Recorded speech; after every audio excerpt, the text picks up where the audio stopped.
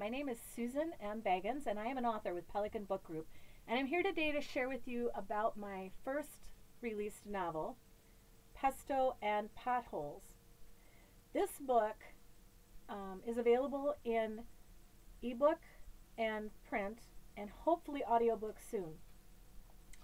And this copy's got like lots of marks in it because I use this for when I teach writers. I learned so much in writing this book. I started out writing Regencies, and then I decided to try contemporary romance. And I set this in the northwest suburbs of Milwaukee, Wisconsin, because that's where I used to live. And I took a concept that was something I learned when I was an undergrad in psychology at the University of Wisconsin-Oshkosh. And that was that there are sometimes these potholes that we get into in our lives. It's a metaphor for the difficulty that we have. We may fall into it. You see this kind of a chart maybe at a chiropractor's office, doctor's office, but basically what happens is you fall into difficulty. Life hands you something that you just can't quite bounce back from. And you kind of end up in the bottom of this pothole, and it's not easy to get out.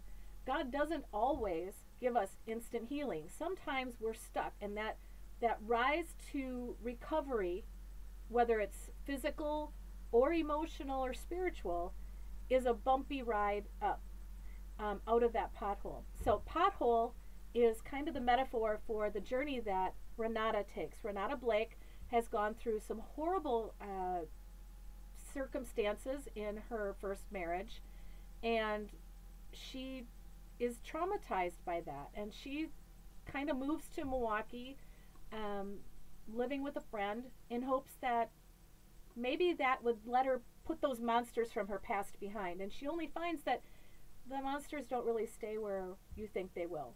And she meets Tony at church. And one of the things that the Orchard Hill series does is it kind of emphasizes the importance of a faith community to be in.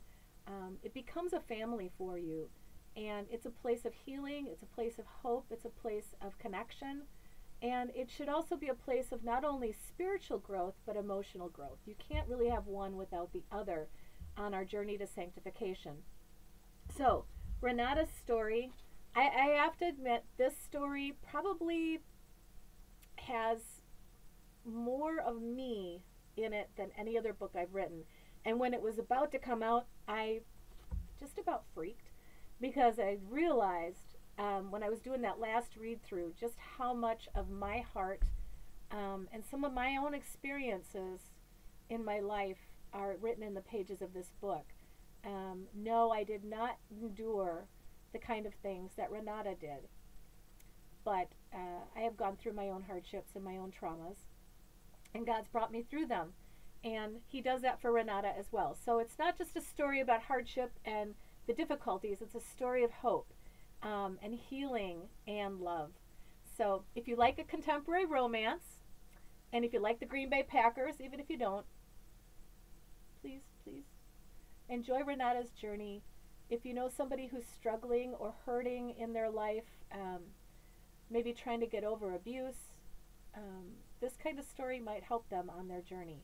I've also seen it being used by mothers of teenage girls, like 16 years old, as a way to talk about the necessity of purity. Because Renata, because of her past, will not even kiss a guy.